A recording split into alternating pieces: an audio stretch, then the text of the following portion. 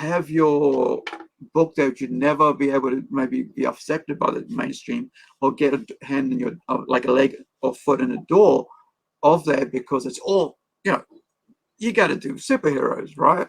And the two main things, apart from like the later 5 that are down at the bottom, like mid-tier ones, like Image and so on. But if you're not doing superheroes, you're out. And I think that's why I like DC Vertigo, because it allowed non-superhero comics to be out there. Yeah. You know, like Constantine, like Swamp Thing, Preacher, and but this sort of support for independent creators is amazing. And then the fact that not only that, but you get, like, I've got Timothy B. Fling on my Facebook, right? I want to actually talk, ask him to do an interview with me about this whole process and how long he's been doing it and all that stuff. But you can buy a graphic novel PDF for about $7, $8 New Zealand, right? Which is beautiful, because otherwise I would never know who this guy was without Kickstarter. Never know him, having this and stuff like that. And that's why I think it's just a great new world for indie comics. And you're right. It's the comics isn't dying. It's the support for mainstream comics which is destroying it, Marvel and DC, and it's destroying the mainstream, which is actually destroying the comic stores, which we need, because you got your stuff in comic stores, right? Yeah. Oh, actually, well, and in the good old days, you could get them at the corner shop. Yeah. They have Judge Dredd and some of the other Mad magazine. Yeah, some of the other ones just on the bookstore, in a rack at the dairy. But that's when they could do it on consignment and send it back, so it was no risk. And that's the thing. There was no risk to the stores. But now, like there's another, like Mark Miller put up another post today on Twitter, which I came across because somebody was talking about it on YouTube. Another 30-year-old store, comic store, is dead, closed for good, right? And did you see the thing about the Glen, this comic store owner who was talking about how, people, the writers themselves are imposing themselves into that comic book palace guy. That's it. Yeah. So what's happened now, because of all the kickback from the comic pros who are writing shitty books and themselves into the character of those books, there's been a reaction to that, where the comic stores have gotten together in support and they've blacklisted these creators, and they're not going to buy their comics into their stores. So when you go in, hey, have you got this by this? No, we've decided not to have that guy because he shitted on us. It's 5 years, 10 years too late, but it started, and this is the way you're going to learn. Like, if I do a dirty thing, and the way to stop me from things is then you go, well, you know what? This is how I'm going to behave. I'm not going to talk to you. I'm not going to think, I don't like, and this is how that's happened to this. And which is kind of sad to get to the state, because especially the medium I love, I'm surrounded by comics and characters, right? Or from this stuff. And like I said, in the past, I've spent hundreds of thousands of dollars on what I've loved over the last 30 odd years. And you've probably done the same, if you really count it. Well, I've spent a lot just in the last year, actually, all indie stuff. And you do, you go there and you're like, pile of this. I've seen you do it. I go to the Auckland shops once or twice a year. So when I'm there, I make sure I grab a few. And the good thing about a physical store is I'll look at comics I've never heard of. Right. And I'll open them up and have a quick look. And I'll sometimes do an impulse buy. Whereas, like, you can get every single comic online. You can get everything you want online. But you don't always get a good look at the artwork or a good feel for the book when you can't actually see it. It's like when you used to browse the video shops. You'd go in for one movie and you'd come out with 3 different ones instead. Right. and that's the joy of it. Like, I mean, that's the thing about like being able to walk into a store, which is why I always say we need the friggin' stores, right? I mean, like, that's why I had my own comic store, because then you could go in and you see things you never even thought of, and and then you find these amazing books there. I mean, like, what's Wellington like with that? Like, what's the situation with comic stores in Wellington? there's one comic store graphic. Pretty big, I think, for a comic store. It's got a lot of stuff in it. I get in there once in a while, but yeah, I like to have the budget outside of family and mortgage and crap, but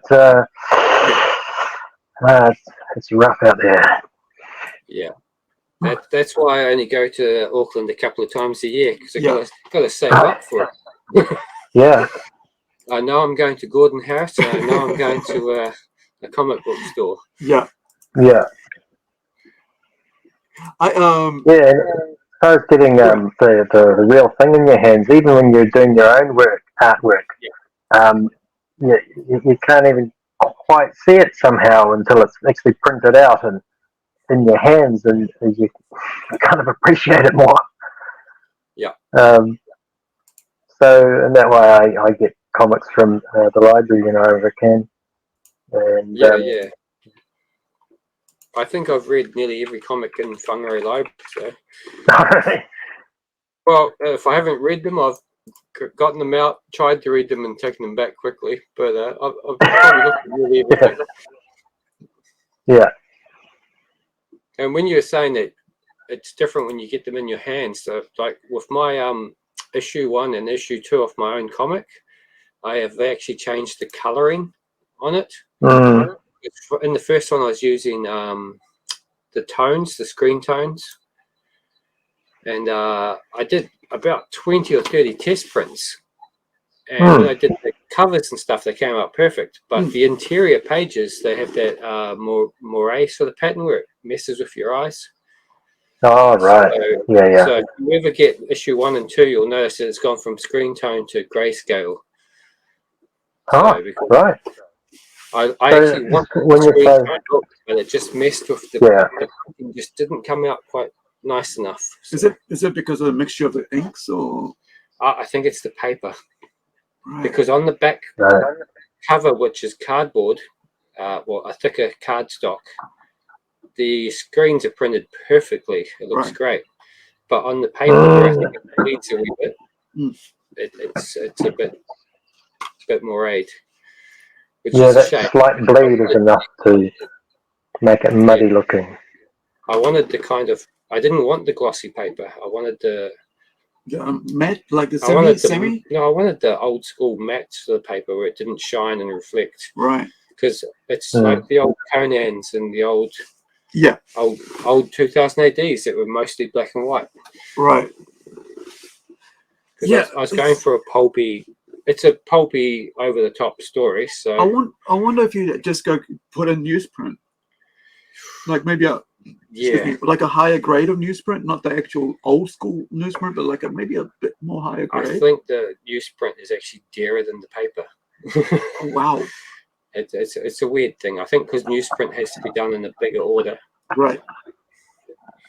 So in front of us, what you're seeing here is like New Zealand comics creators. This is where Jason Lenny's baby, and like not only that, but like he's a publisher and stuff. So you can see this here. Is it on the bottom? There is on the bottom. And then also you can see issue 1, and I didn't realize issue 2 was already there as well. So you got issue 2 there being. This is Armageddon. Yeah, I was trying to get it out for Plunge, which got cancelled. Yeah. life in the ways of things. But I mean, I would have loved it. But yeah, by number 4 we should be out, and probably next year, 2000. And by the way, Ross, and I'm fingers crossed, we do.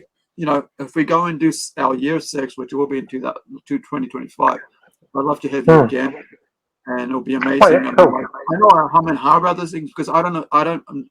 Right now, I'm not cementing any future things now because I'm getting older and my brain is trying to tell me that I need to slow down. I find like with the concussions I've had, the stress levels are getting way weird now. Right, you got to watch that. So I don't want to put any cement anything down, but I would love to have you, man, because and then see my brothers all 4 of his comics come out, and like I'd like to see lots of posters and all the other stuff that you're going to put out with it. And then by not only that, but then I'll have Incredi-Girl 1, 2, 3 hopefully by that, and I'll have a whole bunch of my own stuff.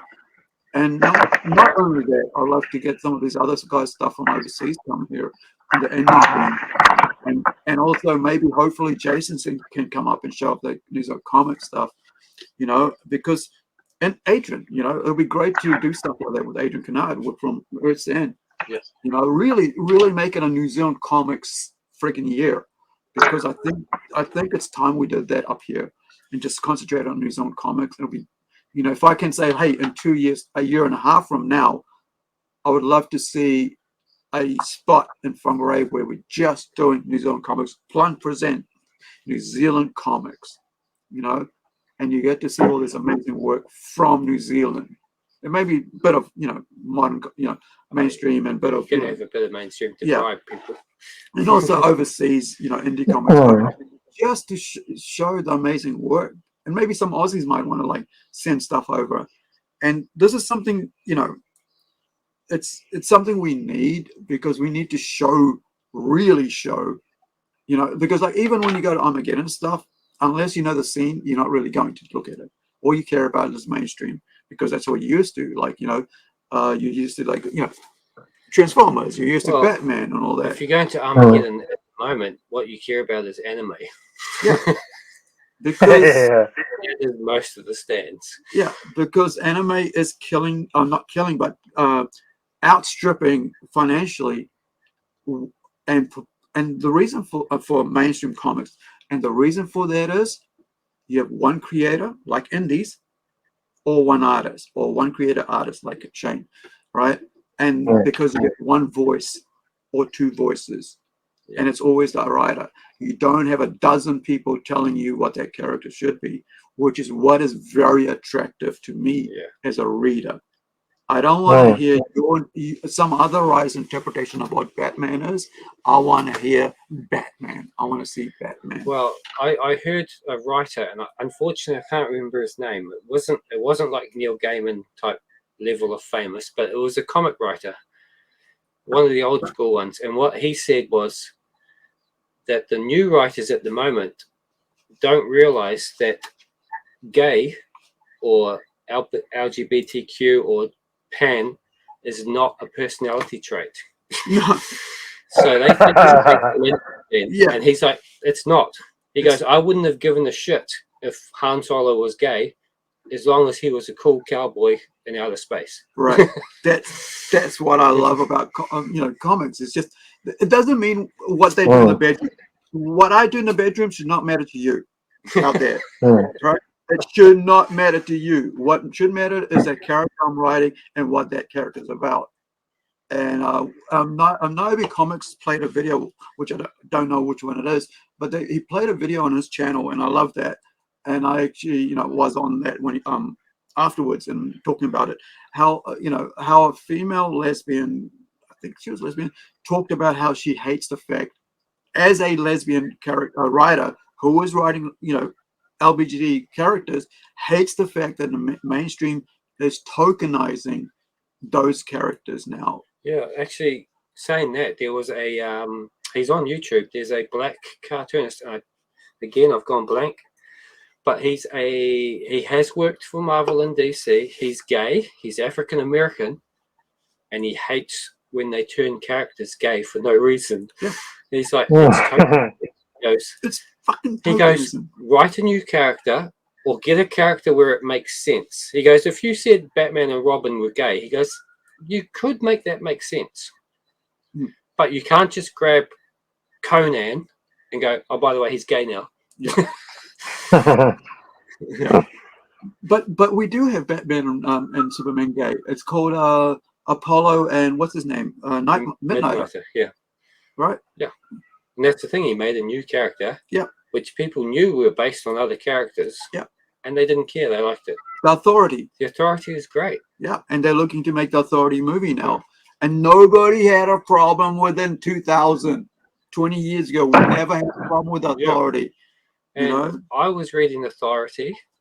I have girlfriends, and two of the main characters being gay, and I thought they were the best characters. They were. I didn't care. Yeah.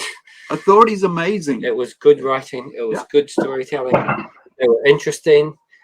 They definitely had personality because one of them was a very angry man. Yeah, Midnighter was very over the top, right? He's like unlike Batman at all. Like he was very aggressive. He'd friggin' he did some. You know, but the joy about that, the original characters written for originality and for a specific purpose, and you had and if you want to do that. In the mainstream, do it. I mean, but create new shit. I think that was his take on the gay Batman and Superman, but he thought make new characters to do it.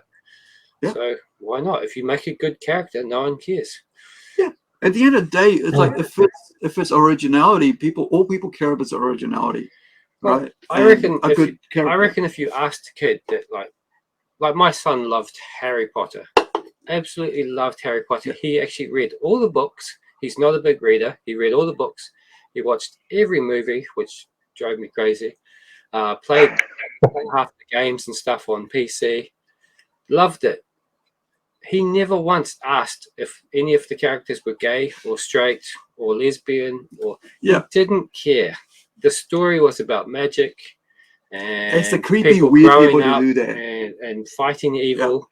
Yeah. You know, kids don't really give a shit about gender. It seems to just be the adults that are concerned about mentally ill. Not just the ones that all they care about is their own beliefs and political sort of push. But I think it's mental illness is when you go what, and it's not every kid goes like, hey, what if this was this, right? And that's fine. That's all go. But it's a mentally ill who go, what if this was this and this and this and this and this? Hey, now let's have them get. It's only the adults that way, right? And I think I'm sorry. Ill part, but. I mean, like I don't mean like mentally ill, like in like the serious mentally ill. I just mean that just the derangement that happens when people's thinking process that they can't say, oh, okay, maybe that's too far, you know. And I don't mean that in like sickness. I just mean like in a shallow mentally ill sort of thing. And I think you know, because it's you gotta. I mean, all us kids play around with whatever when we're growing up. We but there comes a time when you put aside that and go, hey, just enjoy what it is, and let's have fun with that. And then if we want to create something like that, then we go create something like that. And I like the fact that as creatives, you can go create something like that. But these guys don't think about just creating something like that. They don't want to change everything, which is why mainstream is dying. They want to change everything to their way of thinking. And if you do that, you take away from the joy of it all, right? Well, a lot of the writers say that I love this character. I grew up with this character. Yeah. But I'm going to change him dramatically. It's Mindy Kaling. Then you don't Scooby. love the character. Yeah, Mindy Kaling, that Indian lady who changed who's that? Into Thelma into an Indian girl. Velma. Who the hell wants that? I don't want that as an Indian person. I want Velma. I don't want your deranged view of Velma. I just want Velma. Well, again, it was that, like the other writer said, it's your sexuality is not a personality trait, and that's what she made it. Yeah, it's like no one actually cared. No one ever. I don't think anyone ever watched Scooby Doo and wondered which ones were straight and which ones were gay. Not as a kid, anyway. When you're a kid, you're not thinking about that shit. It's like, okay, what's in this? Who's hiding under the mask? Who's under the mask this week? Because God, your story writers are not creative. Yeah, it's like, okay, was it the motel owner or the real estate person, or was it a cafe? Was it a chef? Who was it this week? And Scooby Doo drove me nuts because it was always the same plot, same everything. It just drove me nuts. So I kind of didn't like it at all. I did not like Scooby Doo growing up. After you watch it for about a month, you realize every time it's the same story. Yeah.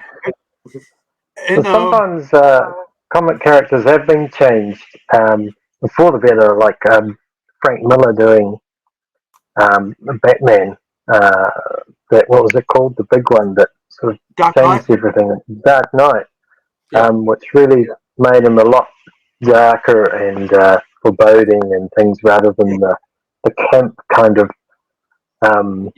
kind of But pop that comics one beforehand. kind So of made sense because yeah, you've got an older Batman. Mm. He's been through the wars. Yeah, you'd think If he'd you're behave dealing that way, with right? if you're dealing with the Joker and bloody all those psychos every week, you start to Yeah, you're losing you would start to your break, and you'd start to, sidekicks and stuff. yeah. You I mean, behave that way. I would. Like people weren't shocked by that one. They were. It was more like, well, I guess a few people were shocked if they grew up on '60s Batman. Yeah. But yeah. most people, like Neil Adams had started bringing them back more seriously. Yeah. And then Frank Miller just went to the extreme end.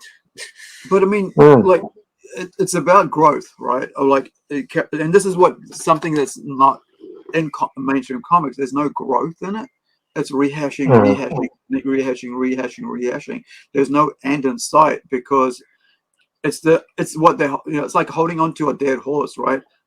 How long do you get just keeping, I mean, like a horse that's kind of dying of thirst, right? You just keep, how much more water can you keep putting into it?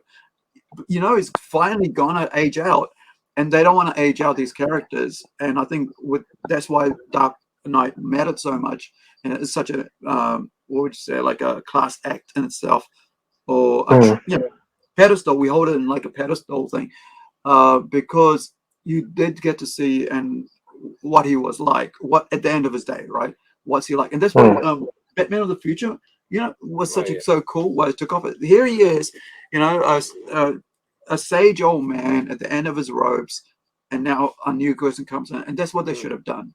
And again, that one made sense because Batman is mortal. Yeah, he's aging. He's not a superhero from outer space.